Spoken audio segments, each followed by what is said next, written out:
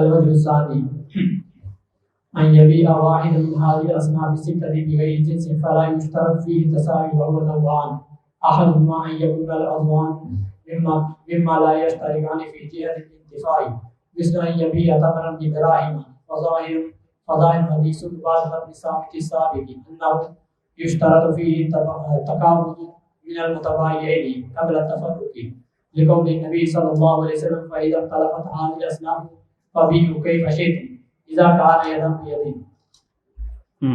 لكن في صحيح البخاري فتح الباري عن عائشة رضي الله تعالى عنها أن النبي صلى الله عليه وسلم اشترى من يهودي طعاما إلى أجل وراحته درعه. وفيه أيضا عن ابن عباس رضي الله تعالى عنه قال قدم النبي صلى الله عليه وسلم المدينة وهم يسلفون بالتمر سنتين والسلام، فقال من أسلف في شيء ففي كيل معلوم ووزن معلوم إلى أجل معلوم.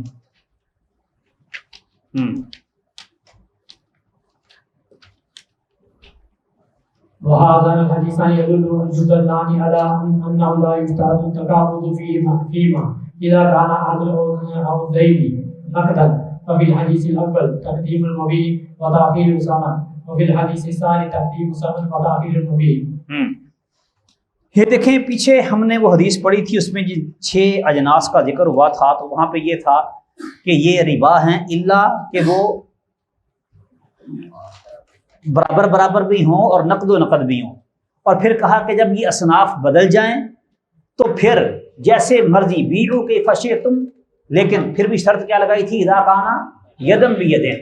اچھا وہاں سے تو یہ سمجھ آتی ہے کہ ایک طرف روپیہ پیسہ ہو اور دوسری طرف اناج ہو، مثلا یہ بھی ادھار ناجائز ہے، یہی معلوم ہوتا ہے نا، کیونکہ وہ ساری چیز اس میں اناج بھی ذکر ہے اور کرنسی بھی ذکر ہے۔ کہا ہے کہ یدن بھی یدن ہونا لازم ہے، نقد و نقد ہونا لازم ہے، اس حدیث سے یہ سمجھ آتی۔ تو وہ کہتے ہیں کہ ایسی بات نہیں ہے۔ دوسری وجہ وہ بیان کرتے ہیں کہ ان اصناف ستہ کو ان کی اجناس کے علاوہ کسی دوسری جنس کے ساتھ تبدیل کیا جائے، اس میں تساوی کی شرط نہیں ہے۔ 2 قسمیں ہیں، یہ کہ دونوں عوض جو ہیں وہ جہت انتفاع میں برابر ہوں، جس طرح کہ تمر کو دراہم کے بدلے بیچا جائے۔ تو عبادہ بن صامت کی جو حدیث ہے اس سے تو تقابض من المتبايعين قبل التفرق لازم ہے کہ دونوں ایک دوسرے سے جدا جدا ہونے سے قبل مال اپنا قبضے میں لیں، کیونکہ آپ نے فرمایا ہے فَإِذَا اخْتَلَفَتْ هَذِهِ الْأَصْنَافُ فَبِيعُوا كَيْفَ شِئْتُمْ إِذَا كَانَ يَدًا بِيَدٍ۔ وہاں سے یہی معلوم ہوتا ہے۔ لیکن صحیح بخاری میں سیدہ عائشہ رضی اللہ تعالی عنہ کی روایت ہے کہ نبی صلی اللہ علیہ وسلم نے ایک یہودی سے طعام اناج گھر کے لیے لیا اور آپ نے اپنی درع اس کے پاس رہن رکھ دی، اناج لے لیا استعمال کرنے کے لیے، اس کو قیمت ادا نہیں کی بلکہ رہن رکھ دی ہے اپنی درع کہ ہم قیمت ادا کریں گے اور رہن واپس لے لیں۔ اسی طرح صحیح بخاری میں ہی ابن عباس رضی اللہ تعالیٰ عنہ کی روایت ہے کہ نبی صلی اللہ علیہ وسلم مدینے میں آئے تو وہ بیع سلف کرتے تھے، 1 سال 2 سال 3 سال کے لیے ایڈوانس پیمنٹ کر دینا، اور پھر وقت معلوم ہوتا تھا کہ فلاں وقت میں ہمیں جنس جو ہے وہ مل جائے۔ آپ نے فرمایا من اسلف فی شیء ففی کیل معلوم ووزن معلوم الی اجل معلوم، وزن معلوم ہو، مقدار معلوم ہو اور وقت معلوم ہو، پھر بیع سلف کرنا جائز ہوگی، وگرنہ نہیں۔ یہ دونوں حدیثیں جو ہیں یہ اس بات پر دلالت کرتی ہیں کہ جب عوضین میں سے کوئی ایک نقد ہو تو تقابض کی جو شرط ہے یہ نہیں ہے۔ پہلی حدیث کے اندر کیا ہے، مبیع پہلے ہے اور ثمن اس کی بعد میں ہے۔ اناج آپ نے پہلے لے لیا ہے اور جو ثمن ہے وہ بعد میں ادا کی گئی، جبکہ دوسری حدیث میں قیمت پہلے لے لی ہے اور اناج یا جو بھی چیز ہوتی وہ بعد میں ملے گی۔ اس سے واضح ہوتا ہے کہ وہاں پہ جو اس حدیث میں ہے کہ فبیعوا کیف شئتم اذا کان یدا بید، یہ اجناس کے مختلف ہونے کی صورت میں نہیں ہے، اصناف کے مختلف ہونے کی صورت میں۔ اجناس کے مختلف ہونے کی صورت میں، اصناف کے مختلف ہونے کی صورت میں۔ اصناف کیا ہے؟ جنس طعام، جنس طعام کی آگے اصناف ہیں، چاول، گندم، مکئی، وغیرہ، یہ سارے جنس طعام ہے نا، ایک ہی جنس طعام کی یہ مختلف اصناف ہیں، ان اصناف کا آپس میں جب تبادلہ ہوگا تو پھر یدن بھی یدن ہونا ضروری ہے، نقد و نقد ہونا ضروری ہے، تفاضل اس میں جائز ہے، 2 کلو پیاز دے کے 1 کلو ٹماٹر لینا جائز ہے، لیکن جب ٹماٹروں کا پیازوں کے ساتھ تبادلہ ہوگا تو یدن بھی یدن ہونا، نقد و نقد ہونا ضروری ہوگا۔ یہ ایک ہی جنس کی مختلف اصناف ہیں، جب جنس ہی بدل جائے، ایک طرف گندم ہے اور دوسری طرف روپیہ پیسہ ہے، تو پھر یدن بھی نقد و نقد ہونا بھی ضروری نہیں۔ واضح ہو گئی بات کہ جب جنس ایک ہی ہو، ایک ہی جنس کی اصناف مختلف ہو جائیں تو پھر یدن بھی یدن ہونا، نقد ہونا ضروری ہے، اور جب صنف ایک ہی ہو دونوں طرف پھر نقد و نقد بھی ضروری ہے اور برابری بھی ضروری ہے۔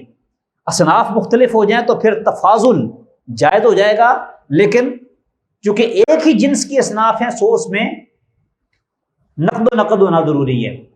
سونا اور چاندی یہ دونوں کرنسیاں تھیں نا، درہم و دینار، سونا سونے کے بدلے ہوگا تو دونوں شرطیں ہیں، یدن بھی یدن بھی اور مثلن بھی مثلن بھی، چاندی چاندی کے بدلے ہوگی، دونوں شرطیں ہیں۔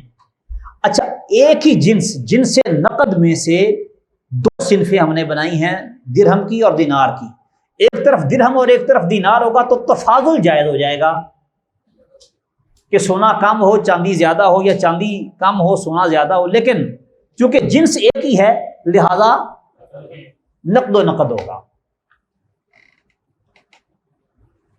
چلیں جی، قال رحمه الله قال في المغني فكل جنسين يجري فيهما الربا بعلة واحدة كالمكيل بالمكيل والموزون بالموزون والمطعوم بالمطعوم عندما يعلل به فإنه يحرم بيع أحدهما بالآخر نساء بغير خلاف نعلم. ثم استدل لذلك فقال إلا أن يكون أحد العوضين ثمنا أي نقدا دراهم أو دنانير والآخر مثمنا فإنه يجوز النساء بينهما بغير خلاف. ثم علل ذلك بأن الشرع رخص في السلم والأصل أن رأس ماله من النقدين، ونقل الإجماع أيضا على جواز النساء في بيع ربوي بربوي لا يشاركه في العلة المغربي في شرع بلوغ المرام حكاه عنه في نيل الأوتار. وعلى هذا فيجوز ہاں جی ایک منٹ بس، ٹھیک ہے۔ مغنی میں کہا ہے کس نے؟ ابن قدامہ نے۔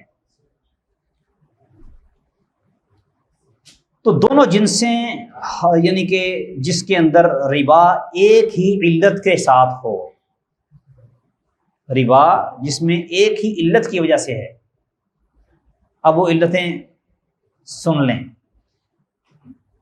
مکیل بالمکیل، موزون بالموزون، مطعوم یعنی کہ مطعوم ہونا علت ہے، مکیل ہونا علت ہے، موزون ہونا علت ہے، کیونکہ یہ چیزیں مکیل ہیں یا موزون ہیں یا مطعوم ہیں، تو لہذا جتنی بھی مطعوم چیزیں ہوں گی سب کا یہی حکم، جتنی مکیل ہوں گی سب کا یہی حکم، جتنی موزون ہوں گی سب کا یہی حکم۔ نتیجہ پھر وہی کا وہی رہا کہ آپ اس کو بطور مثل بنا لیں تب بھی، اور اگر آپ یہ علتیں نکال لیں سوچ سوچ کے، نتیجہ وہی نکلنا ہے۔ دنیا جہان میں جن چیزوں کا بھی آپس میں تبادلہ کیا جاتا ہے یا وہ مکیل ہوتی ہیں یا موزون ہوتی ہیں، اب مطعوم والی علت کو رہنے دیں، پھر بھی مطعوم بھی یا تو مکیل ہوگی یا موزون ہوگی، یہی کچھ ہونا نا، باقی تو پیچھے بچا ہی کچھ نہیں۔ ان کے نزدیک جو اس کو علت قرار دیتے ہیں تو اس وقت ان میں سے ایک کی بیع دوسرے کے ساتھ یعنی کہ نساءً ادھار، یہ ناجائز ہوگی، حرام ہوگی، اس میں کوئی اختلاف نہیں جس کو کہ ہم جانتے ہیں۔ پھر انہوں نے استدلال کیا اور کہا کہ الا ان یکون احد العوضین ثمنا، ایک ثمن ہو یعنی کہ نقدی ہو درہم و دینار، اور دوسری چیز ثمن کے علاوہ ہو جو ثمن نہیں بنتی چیزیں، تو اس میں نسا وہ جائز ہوگا یعنی ادھار جائز ہوگا، اس میں بھی کوئی اختلاف نہیں یعنی کہ اجناس مختلف ہو جائیں تو ادھار بھی جائز ہے، اس میں کوئی اختلاف نہیں، دنیا جہان کا کاروبار چلتا ہی ایسے ہے۔ جب جنس ایک ہو، اصناف مختلف ہوں، تو پھر صرف اور صرف یدن بیدن، نقد و نقد ہونا لازم ہے۔ جب صنف ہی ایک ہو تو پھر دونوں شرطیں، نقد ہونا بھی اور برابر ہونا بھی۔ جب اجناس ہی مختلف ہو جائیں، ایک طرف نقدی ہے اور دوسری طرف کوئی سلعہ، کوئی عرض ہے، کوئی سامان ہے، تو پھر اس میں نساء جو ہے وہ جائز ہو جائے گا۔ وجہ بیان کی ہے کہ شرع نے سلم میں بیع سلم کے اندر رخصت دی ہے، اور بیع سلم میں یہی ہوتا ہے کہ پیسے پہلے دے دیے جاتے ہیں اور جنس بعد میں وصول کی جاتی ہے۔ اور اصل یہ ہے کہ جو اس کا راس المال ہے وہ نقدین میں سے، یعنی نقدین اس وقت دو ہی تھی نا، سونا اور چاندی، ہمارے پاس تو ایک ہی نقدی ہے، روپیہ۔ ہاں بین الاقوامی اگر آپ نے تبادلہ کرنا ہو تو پھر تو آج کل کرنسیاں بے شمار ہیں، ڈالر میں کریں، پاؤنڈ میں کریں، وہ یورو میں کر لیں، جس میں بھی کر لیں، وہ آپ کی مرضی ہے۔ اب چینی ین بھی آج کل چل رہا ہے، اور اس بارے میں بھی انہوں نے اجماع نقل کیا ہے۔ کس نے؟ علامہ مغربی نے، حسین بن محمد المغربی 1119 میں فوت ہوئے ہیں۔ ان کی شرح بلوغ المرام، البدر التمام نام ہے اس کا، ٹھیک ہے، یعنی کہ وَنَقَلَ الْمَغْرَبِيُّ الْإِجْمَاعَ، یوں عبارت ہے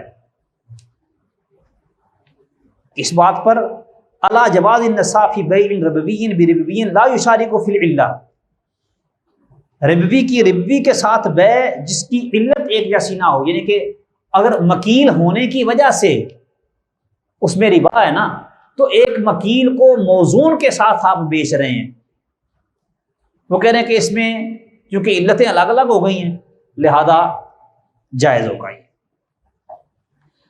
وَعَلَى هَذَا فَيَجُوزُ بَيْعُ التَّمْرِ بِالدَّرَاهِمِ وَلَوْ تَأَخَّرَ الْقَبْضُ، بہرحال ایک طرف کھجوریں ہوں اور ایک طرف دراہم ہوں تو اس میں ادھار جائز ہو جائے گا۔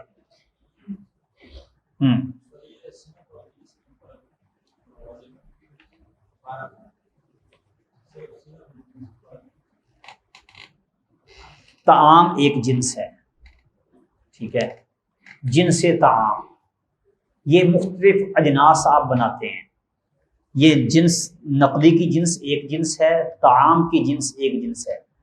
اب جنس طعام جتنی بھی چیزیں مطعومات ہیں، کھانے والی چیزیں، یہ ساری اس کی اصناف ہوں گی۔ نقدی کو ہم نے ایک جنس قرار دیا ہے تو اس کے اندر جتنے بھی اس کے افراد ہیں اس جنس کے، وہ الگ الگ اصناف ہوں گے۔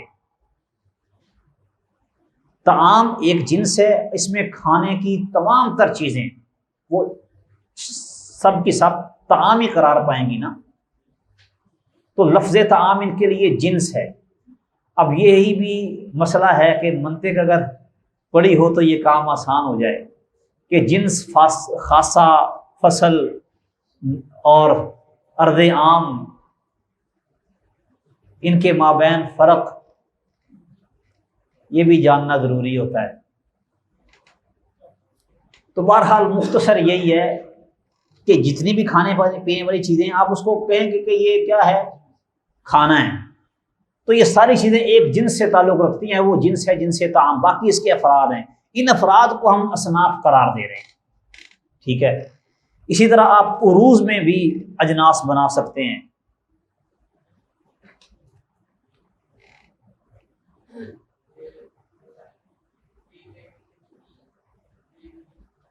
ربوی اس کو کہتے ہیں جس میں ربا ہے، یعنی کہ اصناف 6 چیزوں کو ذکر کیا ہے نا، ان کو کہتے ہیں کہ یہ ربوی ہیں، ان میں ربا داخل ہوتا ہے۔ جی النوع الثاني أن يكون العوضان مما يشتركان في جهة الانتفاع كالثمنية في الذهب والفضة والقوت في التمر والبر، ويشترط في هذا التقابض من المتبايعين قبل التفرق، لقول النبي صلى الله عليه وسلم في حديث عبادة الصامت: فإذا اختلفت هذه الأصناف فبيعوا كيف شئتم إذا كان يدا بيد. ولقول عمر بن الخطاب رضي الله عنه لطلحة بن عبيد الله الصابر والله لا تفارقه حتى تأخذ منه. ثم استدل بقول النبي صلى الله عليه وسلم الذهب بالورق ربا إلا هاء وهاء. فلو باع ذهبا بفضة فتفرقا قبل قبض العوضين أو أحدهما فالبيع حرام باطل لأنه ربا ويجب رده. لقول عمر لطلحة كلا والله لتعطينه ورقه ولتردن إليه ذهبا. وهذا النوع من الربا يسمى عند أهل العلم ربا النسيئة أي التأخير لأن الربا حصل بسببه وهو محرم.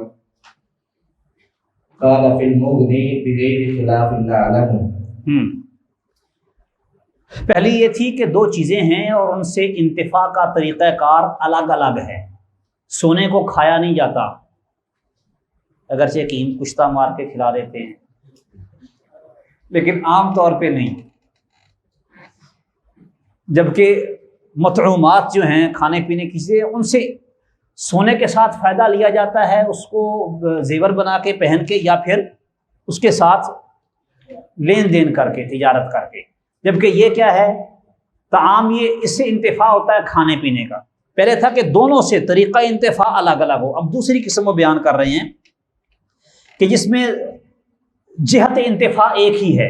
مثال کے طور پہ سونے اور چاندی دونوں میں فائدہ کس چیز سے حاصل ہوتا ہے؟ سمنیت سے، کہ ان کے اندر سمنیت ہے، اس کے ذریعے آپ بے و شراء کرتے ہیں. اور تمر و بر، کھجور اور گندم، اس کے اندر قوت ہے، غذا بنتی ہیں یہ دونوں چیزیں.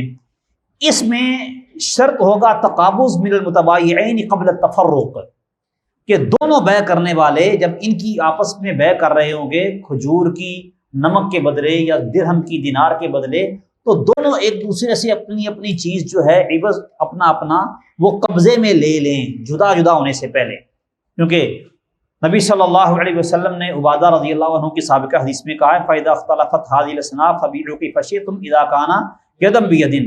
اور عمر رضی اللہ تعالیٰ عنہ نے طلحہ بن عبید اللہ کو کہا تھا کہ تو اس کو نہیں چھوڑے گا حتیٰ کہ تو اسے لے لے. اور پھر انہوں نے استدلال کیا تھا نبی صلی اللہ علیہ وسلم کے فرمان سے الذهب بالورق ربا الا هاء وهاء.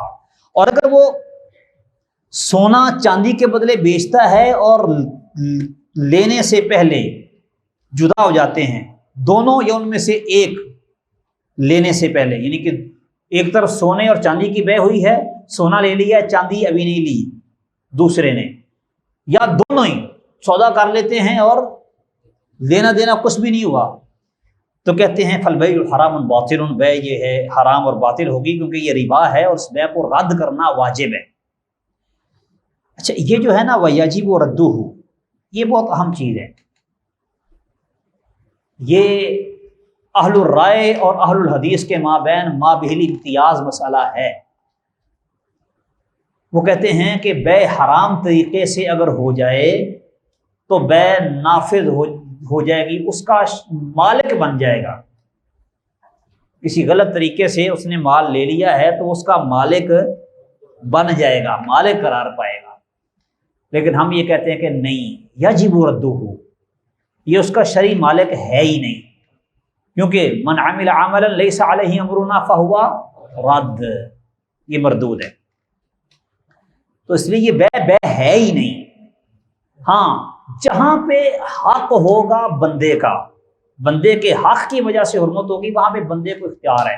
جس طرح کہ اپنا بے مسرات دیکھ لیں، بے مسرات، اب اس میں کیا کہا ہے فہو بخیر نظرین، اس کو اختیار دے دیا ہے، چاہے تو سودا واپس کر دے اور چاہے تو اس کو وہ برقرار رکھے. اگر وہ برقرار رکھے گا تو بے نافذ ہو جائے گی، وگرنہ وہ بے مردود ہے، وہ بے واجب نہیں ہوگی.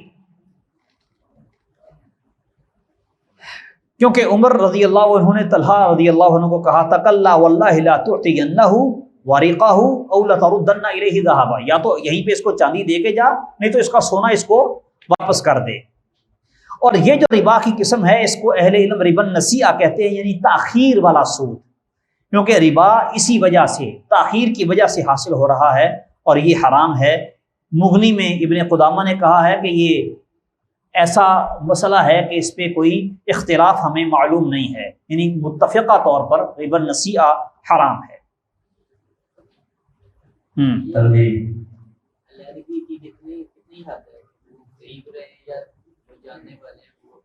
مجلس ختم ہو جائے، ہاں جاننے والے اپنے گھر میں رہیں گے تو بھی وہ مجلس تو نہیں نہ رہی، مجلس ختم ہو گئی، اسی مجلس میں ادائیگی کریں۔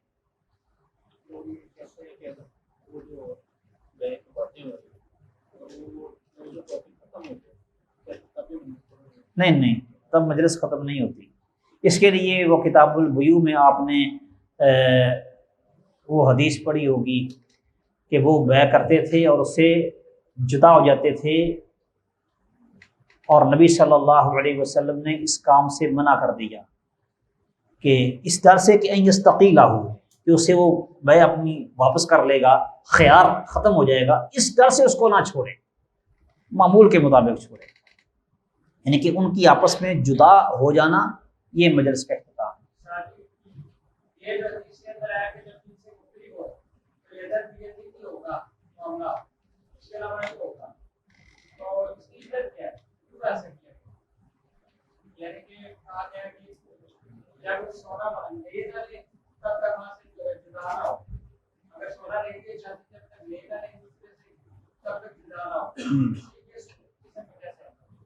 پتہ نہیں کیسے آتا ہے،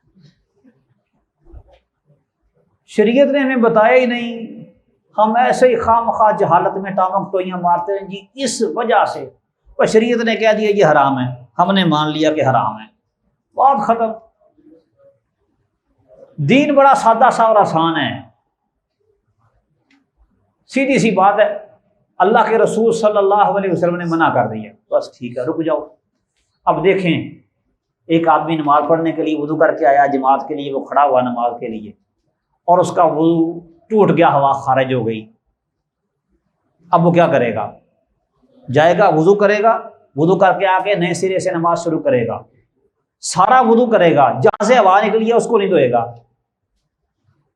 کیا وجہ ہے؟ شریعت کا حکم ہے، بس اسی کا نام استسلام ہے، بس جیسے شریعت نے کہا ہے اس کو مانو، آپ کے دماغ میں آتی ہے ٹھیک ہے، نہیں آتی تب بھی ٹھیک ہے۔ ہمارا اور اہل رائے کا جو جھگڑا ہے نا قیاس کے باب میں، وہ اسی نوعیت کا ہے، وہ کیا کرتے ہیں؟ علتیں کشیدتے ہیں، خود گھڑتے ہیں۔ ہم کہتے ہیں قیاس کو ہم بھی مانتے ہیں، لیکن اس قیاس کو جس کی علت یا تو بدیہی ہو یا پھر شریعت نے خود بیان کی ہو، فلا تقل لہما اف ولا تنہرہما، اب ماں باپ کو تھپڑ مارنے سے منع کیا ہے تو منع ہے کہ نہیں؟ کیوں؟ کیونکہ لا تقل لہما اف ولا تنہرہما سے واضح علت سمجھ آ رہی ہے کہ والدین کو تکلیف نہیں دینی، یہ بدیہی علت ہے۔ اور انما ہی من الطوافین علیکم وبالطوافات، شریعت نے علت بیان کر دی، اس کی علت طواف کی وجہ سے تمہیں اس میں رخصت دی گئی ہے۔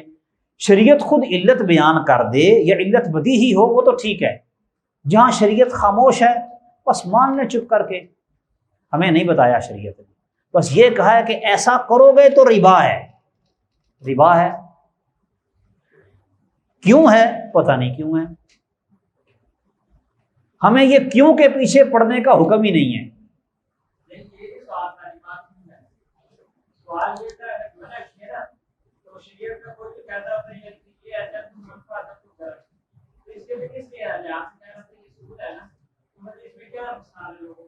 وہ جو حکمتیں ہیں شریعت کے ہر حکم میں وہ بے شمار ہیں، وہ بے شمار ہیں، اس کو آپ نکالنا چاہیں گے، تلاش کرنا چاہیں گے معاشرے میں، وہ آپ کو بڑی مل جائیں گی۔ وجہ اور سبب کیا ہے یہ معلوم نہیں ہے، لیکن اس کے فائدے کیا ہیں اور اس کو اگر نہ مانا جائے تو اس کے نقصانات کیا کیا ہیں، یہ بہت سارے ہیں، کچھ چند ایک ہمارے سامنے ہوں گے اور بہت سے ہمارے سامنے نہیں ہوں گے، ہو سکتا ہے ہمارے سامنے کوئی ایک بھی نہ ہو لیکن حقیقت میں اس کے کئی ایک نقصانات ہوں۔ یہ جو حکمتیں ہیں یہ معلوم ہوتی رہتی ہیں وقت کے ساتھ ساتھ، جیسے جیسے وقت گزرتا ہے بندے کا تجربہ بڑھتا ہے، کہ جیسے جیسے دور ترقی کرتا ہے وہ حکمتیں کئی کی کئی وہ سامنے آتی رہتی ہیں۔ وہ بے شمار ہوں گی، لیکن فی الحال وہ ہمارا موضوع نہیں ہے۔ چلیں،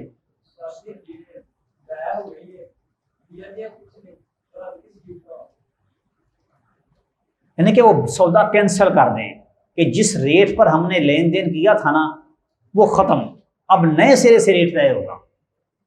لیا دیا کچھ نہیں ہے، لیکن ریٹ طے ہو گیا، یہ چیز اب میں نے اتنے کی لینی ہے اور تو نے اتنے میں دینی ہے، یہ طے ہو گیا تھا نا، سودا ہو گیا تھا، ٹھیک ہے، اب وہ ختم، نئے سرے سے کریں۔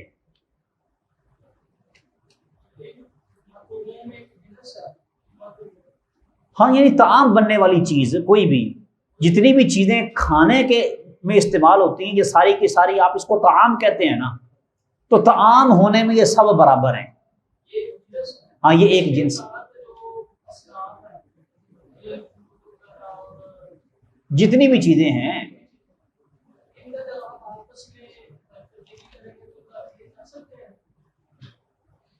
نہیں آپس میں تبدیلی ہوگی تو نقد و نقد ہوگی، بیع کی صورت میں نقد و نقد ہوگی۔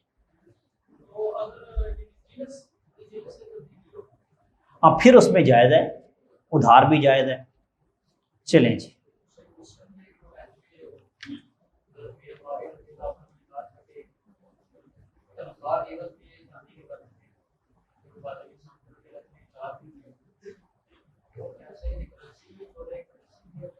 اس کو فی الحال رہنے دیں اور بعد میں انشاءاللہ۔ تنبیہ، علم مما سبق أن العقد في الأموال الربوية قد يكون فيه ربا الفضل فقط، وقد يكون فيه ربا النسيئة فقط، وقد يكون فيه ربا الفضل وربا النسيئة جميعا۔ مثال الأول، إن يبيع ذهبا بذهب متفاضلا ويكون التقابض في مجلس العقد۔ ومثال الثاني، أن يبيع ذهبا بفضة ويتفرقا قبل القبض۔ ومثال الثالث، أن يبيع ذهبا بذهب متفاضلا ويتفرقا قبل القبض۔ فالثاني والثالث لا خلاف في تحريمهما كما قاله في المغني وفي فتح الباري أنه مجمع عليه. وأما الأول فقد اشتهر الخلاف فيه عن عبد الله بن عمر بن الخطاب وعبد الله بن عباس رضي الله عنهم أجمعين، لكنهما رجعا عن القول بجوازه. ففي صحيح مسلم عن أبي نضرة قال: سألت ابن عمر وابن عباس عن الصرف، يعني بيع الفضة بالفضة متفاضلا، فلم يريا به بأسا. فإني لقائد عند أبي سعيد الخدري فسألته عن الصرف فقال: ما زاد فهو ربا. فأنكرت ذلك لقولهما، فقال: لا أحدثك إلا ما سمعت من رسول الله صلى الله عليه وسلم. جاءه صاحب نخلة بصاع من تمر طيب، وكان تمر النبي صلى الله عليه وسلم هذا اللون، فقال له النبي صلى الله عليه وسلم: أنى لك هذا؟ قال: إن تركت بصاعين فاشتريت به هذا الصاع، فإن سعر هذا في السوق كذا وسعر هذا كذا. فقال النبي صلى الله عليه وسلم: ذيلك أربعين، إذا أردت ذلك فبئ تمرك بسلعة ثم اشتري بسلعتك أي تمر شئت. قال أبو سعيد: فالتمر بالتمر أحق أن يكون ربا أم الفضة بالفضة؟ قال: يعني أبا نضرة. فأتيت ابن عمر بعد فنهاني ولم آت ابن عباس. قال: فحدثني أبو الصهباء أنه سأل ابن عباس عنه بمكة فكرهه. وفي فتح الباري أن الحاكم روى من طريق حيان العدوي عن أبي مجلس أن ابن عباس رضي الله عنهما كان لا يرى به بأسا زمانا من أموره، ما كان منه عينا بعين يدا بيد. ثم ذكر أن أبا سعيد لقيه فحدثه بقول النبي صلى الله عليه وسلم: فمن زاد فهو ربا. فقال ابن عباس رضي الله عنهما: أستغفر الله وأتوب إليه. فكان ينهى عنه أشد النهي. وهذا الرجوع من هذين الصاحبين هو اللائق بمنزلتهما لأنهما من أول وأولى من يدخل في قوله تعالى وما كان لمؤمن ولا مؤمنة إذا قضى الله ورسوله أمرا أن يكون لهم الخيرة من أمرهم وهكذا جميع الصحابة لا يليق بهم في أمر بلغهم عن الله ورسوله إلا قبوله من غير تردد فيه أو عدول عنه رضي الله عنهم أجمعين. تو یہ گزشتہ جتنی بھی بحث ہے وہ کہہ رہے ہیں کہ اس سے ہمیں یہ معلوم ہوتا ہے کہ ربا یا تو ربا الفضل ہوگی صرف، یا صرف ربا النسیئہ ہوگی، یا پھر ربا الفضل اور ربا النسیئہ دونوں ہوگی. ربا الفضل، ربا النسیئہ اور ربا الفضل والنسیئہ، یہ تین قسمیں بن گئی. ربا النسیئہ صرف اس میں یہ ہے کہ سونے کو چاندی کے بدلے بیچیں اور ادائیگی سے پہلے جدا جدا ہو جائیں، یہ ربا النسیئہ ہو گیا، ادھار کی وجہ سے سود. اور ربا النسیئہ والفضل دونوں وہ ہے کہ سونے کے بدلے بیچیں متفاضلاً اور اسی مجلس میں ادائیگی بھی نہ کریں، تو ربا الفضل بھی ہو گیا، ربا النسیئہ بھی ہو گیا. اور سونے کو سونے کے بدلے بیچیں اور متفاضلاً بیچیں اور نقد و نقد بیچیں تو یہ صرف ربا الفضل ہوگا. تو کہتے ہیں کہ یہ دوسری اور تیسری قسم جو ہے اس میں تو اس کے حرام ہونے میں کوئی اختلاف نہیں ہے. ہاں پہلی قسم کی حرمت میں اختلاف بعض لوگوں نے نقل کیا ہے سیدنا عبداللہ ابن عمر ابن خطاب رضی اللہ عنہ اور عبداللہ ابن عباس رضی اللہ تعالی عنہما سے، لیکن حقیقت یہ ہے کہ ان دونوں نے بھی اپنے موقف سے رجوع کر لیا تھا اور وہ بھی اس کو ربا کہنے لگے تھے. صحیح مسلم ابو نضرہ کی روایت ہے، کہتے ہیں کہ میں نے ابن عمر اور ابن عباس رضی اللہ تعالی عنہما سے صرف کے بارے میں پوچھا، یعنی کہ چاندی کو چاندی کے بدلے متفاضلاً بیچنا، تو وہ اس کے بارے میں کوئی حرج نہیں سمجھتے تھے. کہتے ہیں کہ میں ایک دفعہ ابو سعید خدری رضی اللہ عنہ کے پاس بیٹھا ہوا تھا اور میں نے یہی مسئلہ ان سے پوچھا، تو وہ کہنے لگے کہ جو زیادہ ہوگا تو وہ ربا ہے.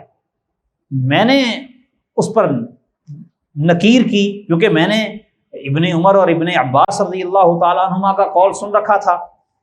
تو کہتے لگے میں تو وہ بات آپ کو بتا رہا ہوں جو میں نے نبی صلی اللہ علیہ وسلم سے سنی ہے. وہ کیا کہ ایک کھجوروں والا ایک سا کھجوریں لے کے آیا، بڑی عمدہ کھجوریں تھیں اور نبی صلی اللہ علیہ وسلم کی کھجوریں تھیں وہ تو اس قسم کی تھی، یعنی کہ اس سے ذرا ہلکی قسم کا نام لیا. تو آپ نے پوچھا کہ یہ کھجوریں کدھر سے آئی ہیں؟ وہ کہنے لگا کہ میں گیا اور 2 سا کھجوریں لے کر اس کے بدلے میں نے یہ 1 سا کھجوروں کا خریدا ہے، کیونکہ مارکیٹ میں ہمارے 2 سا کی کھجوروں کا ریٹ اور اس 1 سا کھجور کا ریٹ برابر ہے. تو نبی صلی اللہ علیہ وسلم نے فرمایا تیرا ستیہ ناس ہو جائے، تو نے تو سودی کا تجارت کر لی ہے، سودی معاملہ کیا ہے. اگر تو یہ کام کرنا ہی چاہتا ہے، اس کھجور کے بدلے وہ خریدنا چاہتا ہے، تو پھر اپنے کھجور کو کسی اور چیز کے عوض بیچ اور پھر اپنی اس چیز کے عوض یہ والی کھجوریں لے لے. تو ابو سعید کہتے ہیں کہ کھجور کے بدلے وہ ربا ہونے کی زیادہ حقدار ہے یا چاندی کے بدلے؟ تو ابو نضرہ کہنے لگے کہ اس کے بعد، یعنی ابو سعید خدری رضی اللہ تعالیٰ عنہ سے ملاقات کے بعد پھر دوبارہ میں ملا عبداللہ ابن عمر رضی اللہ تعالیٰ عنہ کو، تو انہوں نے منع کر دیا. یعنی پہلے وہ اس کے جواز کے قائل تھے، بعد میں وہ بھی اس کی حرمت کے قائل ہو گئے. لیکن ابن عباس رضی اللہ تعالیٰ عنہ کے پاس میں دوبارہ نہیں جا سکا، لیکن ان کے بارے میں بھی مجھے ابو صحبہ نے بتایا کہ انہوں نے ابن عباس رضی اللہ تعالیٰ عنہ سے یہ مسئلہ پوچھا تو انہوں نے اس کو حرام قرار دیا تھا. فَكَرِهَهُ، یہ بات ذہن میں رکھیں کہ متقدمین جو ہیں صحابہ، تابعین، تبع تابعین اور محدثین کے دور میں لفظ کراہت حرمت کے معنی میں استعمال ہوتا تھا. لفظ کراہت سے آپ کی یہ فقہا والی کراہت نہیں، بلکہ حرمت یعنی کہ کراہت تحریمی مراد ہوتی ہے، کراہت تنزیہی نہیں. متقدمین کی عبارات میں جہاں پر بھی لفظ کراہت استعمال ہوگا وہ حرمت کے معنی میں، کراہت تحریمی کے معنی میں ہوگا، الا کہ کوئی دلیل ہو کہ یہاں سے مراد تنزیہی کراہت ہے. اس طرح کہ اللہ نے کہا ہے وَكَرَّهَ إِلَيْكُمُ الْكُفْرَ وَالْفُسُوقَ وَالْعِصْيَانَ، تو یہ کفر و فسوق و عصیان حرام ہے نا. مکروہ تنزیہی تو نہیں، یہ کراہت کراہت حرمت ہے۔ اس کے اوپر تحفۃ الاحمدی کے مقدمے میں مبارک پوری صاحب نے اچھی بحث کی ہے۔ امام ابن قیم رحمہ اللہ کا کلام انہوں نے وہ نقل کیا ہے اس حوالے سے، تو وہ دیکھ لیں، بڑا مفید ہے۔ فتح الباری میں بھی یہ بات ہے کہ امام حاکم نے حیان العدوی کے طریق سے روایت کی ہے، وہ مجلس سے، کہ ابن عباس رضی اللہ تعالیٰ عنہما ایک لمبے عرصے تک اس کے اندر کوئی حرج نہیں سمجھتے تھے، یعنی کہ چاندی کو چاندی کے بدلے تفاضلاً بیچنے میں، جب تک وہ یدن بیدن ہو، نقد و نقد ہو۔ پھر انہوں نے ذکر کیا کہ ابو سعید نے ان سے ملاقات کی اور اس کو بیان کیا نبی صلی اللہ علیہ وسلم کا یہ فرمان کہ فمن زادہ فہو ربن، تو ابن عباس رضی اللہ تعالیٰ نے فرمایا استغفر اللہ واتوب الیہ، اور اس کے بعد پھر وہ بڑا سختی سے اس سے منع کیا کرتے تھے۔ اور صحابہ کرام کے لائق بھی یہی بات ہے کہ جب ان کو اللہ اور اس کے رسول کی بات پہنچے تو اپنی بات سے رجوع کر لیں بغیر کسی تردد کے۔ جی فصل تبين مما سبق أن بيع الذهب بالذهب متفاضلا ربا وإن حصل التقابض في مجلس العقد، وأن بيع الذهب بالذهب متساويا ربا إذا تأخر قبض العوضين أو أحدهما عن مجلس العقد، وأن بيع الذهب بالذهب متفاضلا مع تأخر القبض عن مجلس العقد يكون ربا على ربا، وهكذا الشأن في الفضة والبر والشعير والتمر والملح إذا بيع كل واحد منها بجنس. وتبين أيضا أن بيع الذهب بالفضة متفاضلا لا بأس به إذا حصل قبض العوضين في مجلس العقد، وأن بيع الذهب بالفضة ربا إذا تأخر قبض العوضين أو أحدهما عن مجلس العقد، وهكذا الشأن في البر والشعير والتمر والملح إذا بيع كل واحد منهما بالجنس الآخر. وتبين أيضا أن التفاضل في الجنس الواحد ربا وإن اختلف العوضان في الصفة والصنعة. وتبين أن الربا ثابت في الأجناس الربوية وإن لم يكن فيه ظلم على أحد المتبايعين. وتبين أن كل عقد ربوي فهو باطل يجب إلغاؤه ورد كل من العوضين إلى دافعه، وكل هذه مستفادة من الأدلة السابقة. اس فصل میں سابقہ ساری باتوں کا خلاصہ انہوں نے بیان کیا ہے کہ سونے کی سونے کے بدلے متفاضلاً بے جو ہے وہ ربا ہوگی، چاہے نقد ہو چاہے ادھار، اور سونے کی سونے کے بدلے برابر برابر بے ربا ہوگی اگر وہ نقد و نقد نہیں ہوگی۔ اسی طرح سونے کی سونے کے بدلے بے متفاضلاً اگر ہو اور ہو بھی ادھار تو وہ سود در سود ہوگا۔ یہی کام یعنی کہ چاندی میں بھی ہے اور طعام میں بھی، بر شعیر تمر مل وغیرہ میں بھی ہے۔ اور پھر اسی طرح یہ بھی واضح ہے کہ جب سونے کو چاندی کے بدلے متفاضلاً بیچا جائے نقد تو یہ جائز ہوگا، اور سونے کو چاندی کے بدلے بیچا جائے گا ادھار تو پھر یہ ربا ہو جائے گا، ناجائز ہو جائے گا۔ یہی معاملہ دیگر اجناس و اقسام میں بھی ہے۔ اور یہ بھی واضح ہو گیا ہے کہ ایک ہی جنس کے اندر جو تفاضل ہے وہ ربا ہوتا ہے، اگرچہ صفت اور صنعت مختلف ہو، یعنی کہ ایک سونا سونے کی ڈلی ہے اور دوسرا سونا زیور بنا ہوا ہے، لیکن پھر بھی تفاضل ناجائز ہی ہوگا، برابر برابر ہونا چاہیے وزن۔ اور اسی طرح جو اجناس ربویہ ہیں ان میں ربا ثابت ہے، اگرچہ آپ کو کسی دوسرے پر ظلم نظر نہیں آ رہا، ایک طرف سونا ہے دوسری طرف بھی سونا ہے، سونے کا سونے کے ساتھ تبادلہ ہو رہا، کیا اس میں ظلم ہے؟ نہیں نظر آتا نا ظلم۔ ایک تولہ سونا وہ دے رہا ہے، ایک تولہ سونا وہ دے رہا ہے، سونے کا سونے کے ساتھ تبادلہ کر رہے ہیں دونوں، ادھر بھی سونے کا بسکٹ ہے مثلاً اور ادھر بھی سونے کا بسکٹ ہے، ایک کے ساتھ دوسرا بدل رہے ہیں، ٹھیک ہے۔ لیکن اگر یہ اس کو ادھار کر لیں گے کہ تو اپنا مجھے دے دے اور شام کو میرا مجھ سے لے لینا، تو یہ سود ہی ہوگا، چاہے آپ کو اس میں ظلم نظر نہیں بھی آتا۔ اور یہ بھی واضح ہو گیا کہ ہر ربوی عقد باطل ہے، سودی معاملہ جو بھی ہوگا وہ باطل ہے، اس کو ختم کرنا واجب ہے، اور اگر کسی ایک نے ادائیگی کر دی ہے تو جس نے ادائیگی کی ہے اس کو لوٹانا یہ ضروری ہے. یہ ساری باتیں گزشتہ دلائل سے ثابت ہوئی.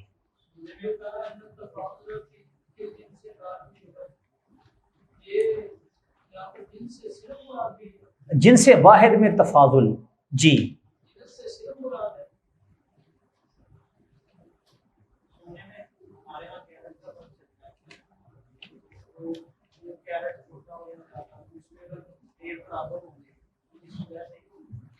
آپ اس کو روپے کے بدلے بیچ لیں تو سونے کے بدلے آپ روپے لے لیں، روپے کے ساتھ پھر سونا لے لیں.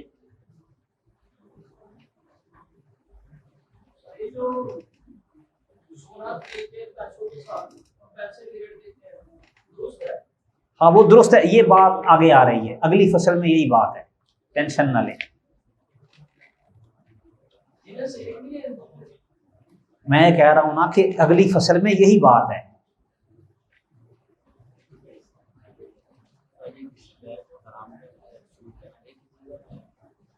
نہیں، ہر حرام سود نہیں ہوتا، لیکن ہر سود حرام ہوتا ہے، دونوں میں فرق ہے. چلیں جی. فصل ولما كانت النقود من الذهب والفضة وسيلة التبادل بين الناس كان تطبيقها على ما جاءت به السنة من التفسير السابق أمرا بينا لا يخفى على أحد. لكن لما حدث التعامل بالأوراق النقدية وصارت هي وسيلة التبادل وصارت النقود من الذهب والفضة أشبه ما تكون بالسلع اختلف العلماء في حكم هذه الأوراق على أقوال نذكر المشهور منها. یعنی کہ پہلے تو سونا چاندی تھا، سونا چاندی یہ سکے تھے، ان کو سمن سمجھا جاتا تھا، اس کے اندر سمنیت تھی، اور دوسری طرف اجناس کو دیگر اجناس سمجھا جاتا تھا. لیکن آج کل تو معاملہ بدل گیا ہے. آج کل تو سونے کا سکہ بھی ہوگا تو اس کو سونے کے ریٹ پر بیچا خریدا جائے گا. ٹھیک ہے، یعنی کہ سونا اور چاندی جو ہے آج کے دور میں وہ بھی دیگر اجناس کی طرح جنسی بن چکا ہے، اور نقدی سونے چاندی کے بجائے اوراق ہے. اور اب تو جدید نقدیاں بھی آ گئی ہیں، کرنسیوں کی جدید شکلیں بھی مارد وجود میں آ چکی ہیں. تو اب ان کو کیا سمجھیں گے، کیا کہیں گے، ان کے ساتھ معاملہ کیسے کریں گے؟ کہتے ہیں کہ یہ جو اوراق نقدیہ ہیں، آپ کے کاغذی نوٹ، اس کے بارے میں مختلف آراء ہیں، اقوال ہیں علماء کی. ان میں سے مشہور ہم ذکر کرتے ہیں. نمبر 1، أحدها أن هذه الأوراق وثائق إسناد على الجهة المصدرة لها، فهي كوثيقة الدين المكتوبة للدائن على مدينه. وهذا القول بعيد من الواقع، فإن المتعاملين بها لا يكاد يخطر على بال أحد منهم أنه باستلامها أخذ وثيقة دين على من أصدرها. ومع كونه بعيدا من الواقع يستلزم أن لا يجوز التعامل بها شرعا، وذلك لأن بيع الدين على غير المدين محرم عند جمهور أهل العلم. وعلى القول بجوازه فإنه يشترط له شروط لا تتحقق إلا نادرا في التعامل بهذه الأوراق. ولا ريب أن الإشقاق على الناس ومنعهم من التعامل بما هم في ضرورة إليه أو إلجاءهم إلى معاملة محرمة يرون أنهم يعصون الله بها، وهي وسيلة طعامهم وشرابهم ولباسهم ونكاحهم ومناسكهم. لا ريب أن هذا أمر لا تأتي بمثله هذه الشريعة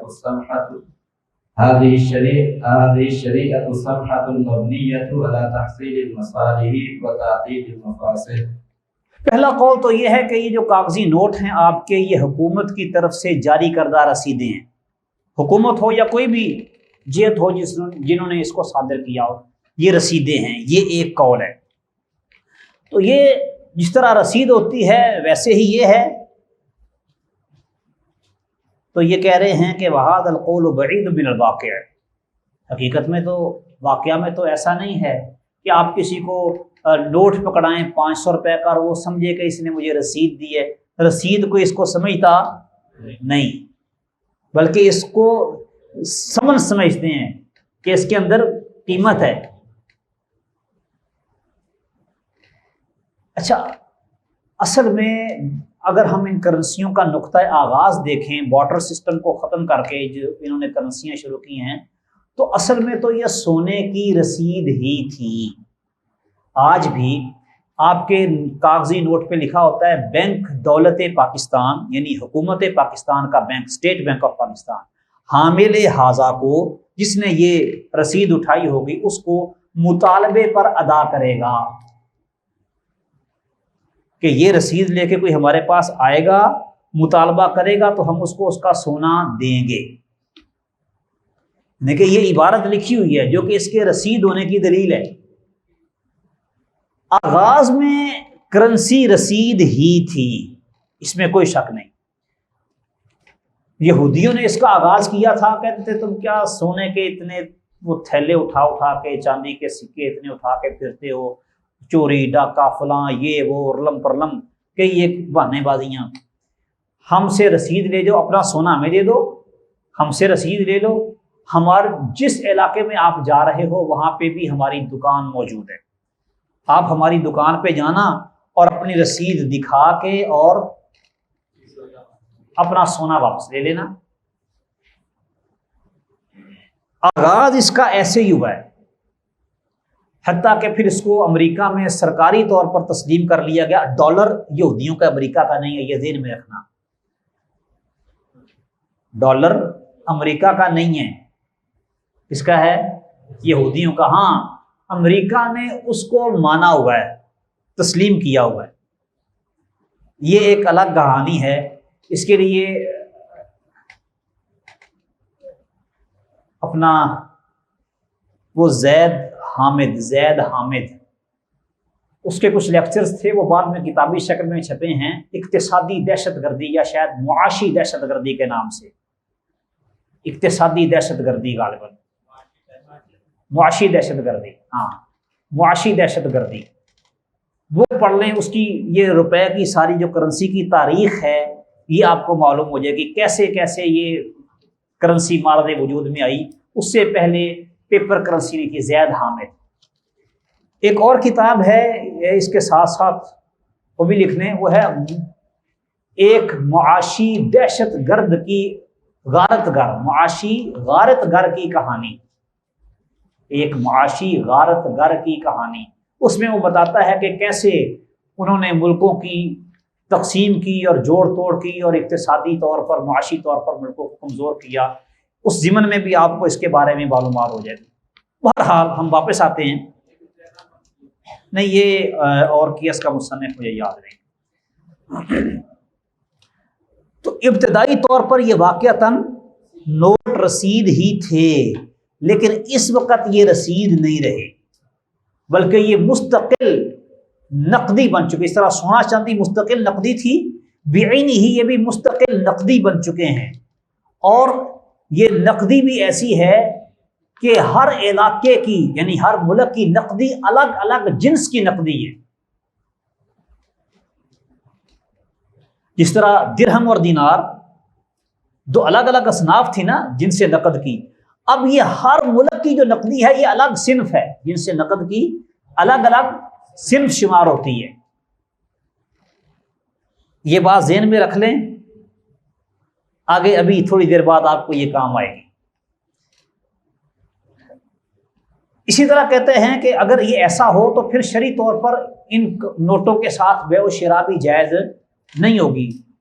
مروان نے غالباً یہ کام کیا تھا، اس دور میں شروع ہوا تھا، اس نے کیا تو نہیں تھا لیکن شروع ہوا تھا کہ لوگ اپنا اناج گودام میں حکومت کے میں جمع کروا دیتے تھے اور رسید دے دیتے تھے، اور رسید کے اوپر لکھا ہوتا تھا کہ اتنا اس نے اناج جمع کروایا اور اتنے اس کے درہم یا دینار بنتے ہیں اور فلاں تاریخ تک اس کو مل جائیں گے۔ اس طرح چیک ہوتا ہے، یعنی کہ رسید دے دی جاتی تھی۔ اب جس کی رسید ہے اس کو ضرورت پڑتی تھی کام کی، کچھ بیع و شراء کی، تو وہ کیا کرتا، وہ رسید اگلے بندے کو دے کے دوسرے کو رسید بیچ کے اور اس سے اپنی ضرورت پوری کر لیتا۔ تو سیدنا ابو ہریرہ رضی اللہ تعالیٰ عنہ نے اس کو ربا قرار دیا تھا۔ تو اگر ہم اس کاغذی نوٹ کو رسید مانتے ہیں کہ یہ رسید ہے سونے کی، اس کا نتیجہ کیا ہے کہ اصل چیز جس کی یہ رسید ہے وہ ہمارے پاس نہیں ہے، ہم بے جو کر رہے ہیں وہ بے کیا ہوگی؟ بے معلم یقبض، غیر موجود چیز کی بے ہو رہی ہے نا، لا تبع ما لیس عندک۔ تو اس کو رسید ماننے کی صورت میں یہ قباحت لازم آتی ہے، تو شرعی طور پر آپ کاغذی نوٹوں کے ساتھ خرید و فروخت نہیں کر سکتے۔ وہ رسید ہے نا آپ کے پاس، سونا تو نہیں، یہ رسید ہے سونے کی۔ رسید کس کی ہے؟ لیکن آپ قبضے میں کچھ دے ہی نہیں رہے، آپ تو رسید دے رہے ہیں۔ آپ دے رہے ہیں اس کو کہ یہ، یعنی کہ مثال کے طور پہ آپ لگا لیں کہ 1,00,000 روپے کا تولہ سونا ہے نا، آپ کہتے ہیں کہ میرے پاس 1 تولہ سونے کی رسید ہے، یہ سونے کے عوض آپ خرید رہے ہیں، ان کاغذی ردی کے عوض تو نہیں نا خرید رہے۔ کس کے عوض خرید رہے ہیں؟ اس کے اوپر جو تحریر لکھی ہوئی ہے جس کے عوض 1 تولہ سونا ہے، ٹھیک ہے؟ تو وہ 1 تولہ سونے کے عوض آپ خرید رہے ہیں، اور 1 تولہ سونا تو اس کو دے نہیں رہے، اس کی صرف آپ رسید دے رہے ہیں، جبکہ رسید کی ذاتی طور پر کوئی حیثیت نہیں ہوتی۔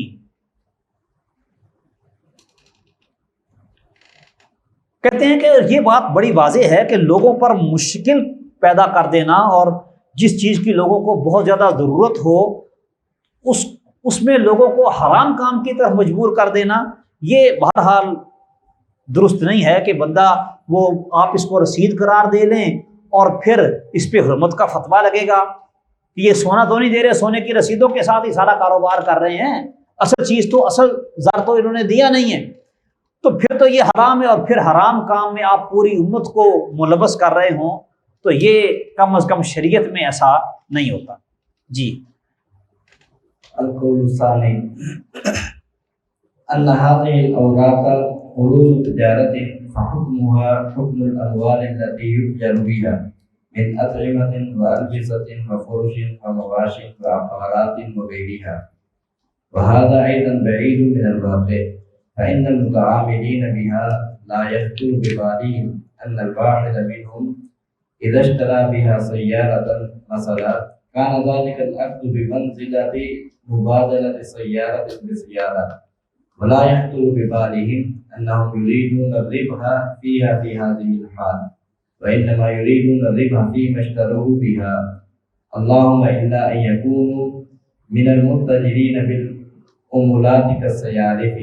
ثم إن عروض التجارة أعيان ذات قيمة بذاتها بخلاف الأوراق النقدية فإنها أوراق لا قيمة لها بذاتها، توازن أو تقارب ما جعلت بدلا عنه من الذهب أو الفضة، ولذلك لا يكون لواحدة من هذه الأوراق قيمة أبدا إذا منع التعامل بها بدلا عن النقد. ومع كون هذا القول بعيدا عن الواقع فإنه يستلزم أولا سقوط الزكاة فيها وإن بلغت ملايين إلا أن يعدها مالكها للتجارة، وعلى هذا تسقط الزكاة في أموال كثير من الناس الذين يملكونها ما عدا المتجرين بها كالسيارف. ثانيا جواز التعامل بها نقدا ونسيئة على وجه التساوي أو التفاضل، فيجوز فيها الربا بنوعيه ربا الفضل وربا النسيئة، وهذا اللازم والذي قبله كما ترى باطل منكر شرعا معروفا، فإنه يقتضي سقوط الزكاة أما كان غنيا يملك الملايين، وقد أوجب الله الزكاة على الأغنياء، ويقتضي أيضا حل الربا فيما كان ثمنا بين الناس لا فرق بينه وبين النقدين من الذهب والفضة، فإن الناس لا يفرقون بين أن يأخذ الرجل 10 ريالات من الفضة ب15 ريالا منها تحل بعد سنة، وبين أن يأخذ 10 ريالات من الورق ب15 ريالا منها تحل بعد سنة، فإذا كان الأول ربا بلا ريب فالثاني كذلك ولا فرق. وإن قولا يفضي إلى إسقاط ركن من أركان الإسلام وفتح الربا على مصراعيه بل كسر بابه لقول شديد النكارة، بعید عن روح الشریعۃ الاسلامیۃ التي نزلت من لدن حکیم خبیر۔ ہاں جی، دوسرا قول یہ ہے کہ آپ اس کرنسی کو جنس سمجھ لیں، سامان تجارت بنا لیں، اس طرح کے مطعومات ہیں یا لباس ہیں، ملبوسات ہیں وغیرہ وغیرہ، مویشی وغیرہ، اس طرح یہ ساری اجناس ہیں۔ اس طرح کرنسی بھی ایک جنس ہی ہے۔ کہتے ہیں اگر آپ اس کو جنس بنائیں گے تو پھر تو نتیجہ یہ نکلے گا کہ زکوٰۃ ساقط ہو گئی اور سود حلال ہو گیا۔ زکوٰۃ مخصوص چیزوں میں ہے نا، آپ نے اس کو یعنی کہ نقدی نہیں مانا بلکہ کیا مان لیا ہے، ایک جنس مان لیا ہے۔ جنس ماننے کی صورت میں شریعت نے تو خاص مویشیوں کے اندر زکوٰۃ فرض کی ہے،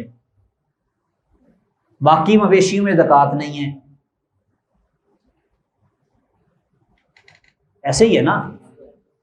اسی طرح دیگر ساز و سامان، آپ کے کپڑے، آپ کا گھر، آپ کی گاڑی، کئی چیزیں، اس میں کوئی زکوٰۃ ہے؟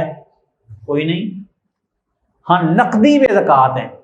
آپ نے اس کو نقدی کی صنف سے نکال دیا اور اس کو یعنی عروض تجارت بنا دیا۔ ہاں پھر ایسا ہو سکتا ہے کہ جس بندے نے پیسہ رکھا ہو تجارت کی غرض سے، تجارت کی غرض سے مطلب کہ پیسے کا پیسے کے ساتھ جو لوگ تبادلہ کرتے ہیں، پیسے کو بیچتے خریدتے ہیں، کرنسی ایکسچینج والے، یہ کرنسی ایکسچینج والوں نے جو پیسہ رکھا ہوا ہوتا ہے تجارت کے لیے، اس پیسے پر تو زکوٰۃ ہوگی کیونکہ وہ سامان تجارت بن گیا۔ اور آپ نے اگر اپنی تجوری بھر کے رکھی ہوئی ہے، کروڑوں روپیہ بینک بیلنس ہے، اس پر کوئی زکوٰۃ نہیں ہوگی کیونکہ آپ نے وہ تجارت کے لیے نہیں رکھے۔ تو اس کو جنس یعنی کہ بنا دینا عام اجناس کی طرح، تو اس سے ایک خرابی یہ لازم آتی ہے۔ اور دوسری خرابی یہ لازم آتی ہے کہ نقد و نقد سودا کرنا اور تفاضل کے ساتھ سودا کرنا بھی اس کے ذریعے جائز ہو جائے گا، کیونکہ ہم نے اس کو نقدی نہیں نہ مانا۔ نقدی میں تو ضروری ہے یدن بھی یدن بھی ہو اور مثلاً بھی مثلاً بھی ہو، جبکہ اجناس میں ایسا نہیں ہوتا۔ جب اصناف مختلف ہو جاتی ہیں اور پھر جب اجناس ہی مختلف ہو جاتی ہیں تو پھر بالکل ہی ایسا نہیں رہتا۔ دو ملکوں کی کرنسیاں دو الگ الگ یعنی کہ سودے ہیں، تو اس میں آپ تفاضل کو بھی جائز کہیں گے اور نسیئہ کو بھی جائز قرار دیں گے۔ لیکن اگر اس کو جن سے نقد مانیں گے تو پھر آپ صرف تفاضل جائز قرار دیں گے، نسیئہ کو جائز قرار نہیں دیں گے۔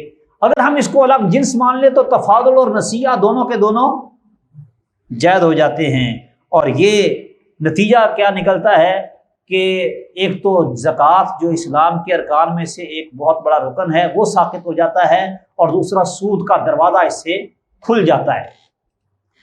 اب دیکھیں لوگ اپنے مال کو نقدی کی صورت میں زیادہ رکھتے ہیں، اجناس کی صورت میں کم اور نقدی کی صورت میں، تو نقدی جس کے پاس بھی اس پر تو زکوٰۃ ہے ہی نہیں، زکوٰۃ والا تو باب ویسے ہی لپٹ گیا نا، سمٹ گیا، سارا ختم ہو گیا، اور سود بھی ادھر سے آپ نے جائز قرار دے دیا۔ یہ قول ثالث جو ہے یہاں سے مغرب کے بعد میں تھوڑا پڑھ لیں کیونکہ 6:25 ہو گئے ہیں، مغرب کا وقت قریب ہونے والا ہے۔ اور جی ہٹ کے پھر انشاءاللہ ہم ہٹ کے جواب دیں گے، فی الحال رکھنے دیں۔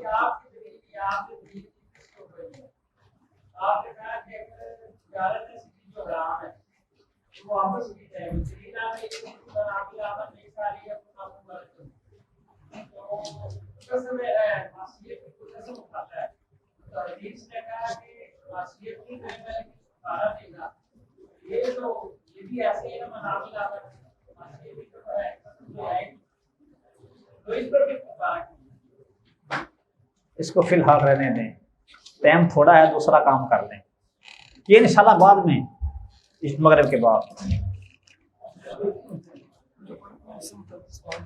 اچھا ایک منٹ ابھی آپ کو جانے کا تو نہیں کہا، اذان کتنے بجے ہے؟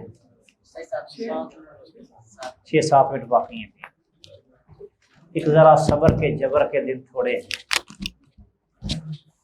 اچھا جو کچھ آپ نے ابھی تک پڑھا ہے اس میں سے آپ سے سوال کریں گے آپ، تاکہ پتہ چلے کہ آپ نے کیا پڑھا ہے، کچھ پڑھا بھی ہے کہ بس گزرے ہی ہیں۔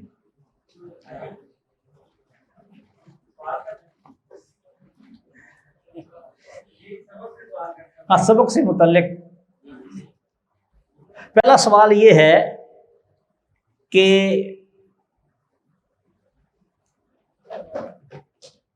اصناف ستہ کہ جس کو ربوی جنس قرار دیا، کتاب نہیں دیکھنی، وہ کون کون سی ہیں؟ ہاتھ کھڑا کرنا ہے صرف۔ ہاں جی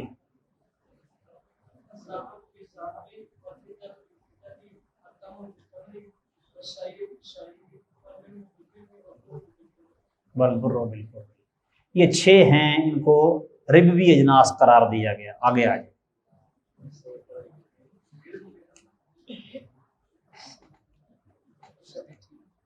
سب اچھا ہے، یہ لے جائیں۔ اچھا ذرا تیار ہو کے بیٹھیں، سوال کے ختم ہونے سے پہلے آپ کو پتہ چل جانا چاہیے سوال کیا ہے، کیونکہ ٹائم تھوڑا ہے۔ دوسرا سوال یہ ہے کہ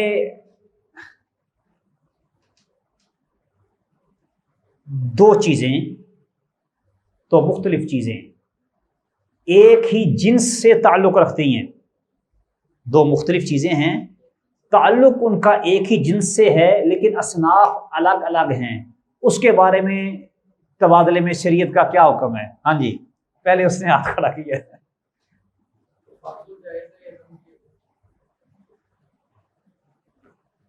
بیٹھ جائیں۔ ہاں جی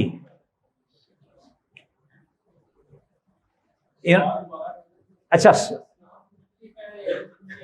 کھڑے ہوں میں نے کہا کہ اصناف مختلف ہیں، جنس ایک ہی ہے، ان کے بارے میں کیا حکم ہے؟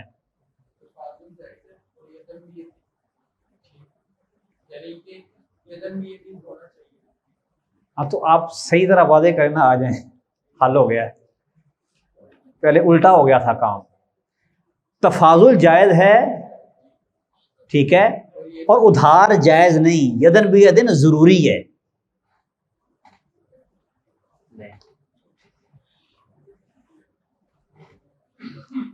اگلا سوال تو آپ کو پتا ہوگا کہ کیا ہے، ہاتھ کھڑا کر دے کہ اگر اجناس ایک ہوں اور اصناف بھی ایک ہوں تو پھر کیا حکم ہے؟ ہاں جی الفضل للمتقدمی،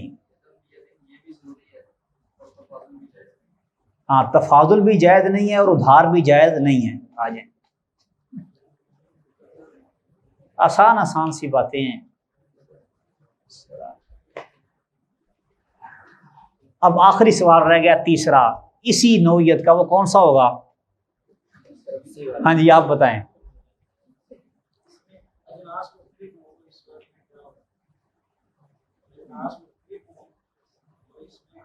کیا ہوگا؟ آج کا جواب کیا ہوگا؟ ادھار بھی جائز ہے۔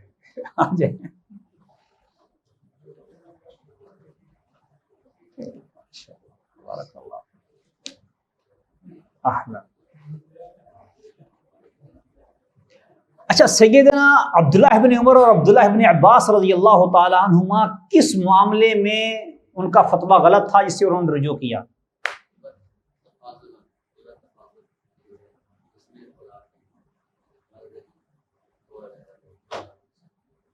کیا تھا؟ پھر دوبارہ بتائیں۔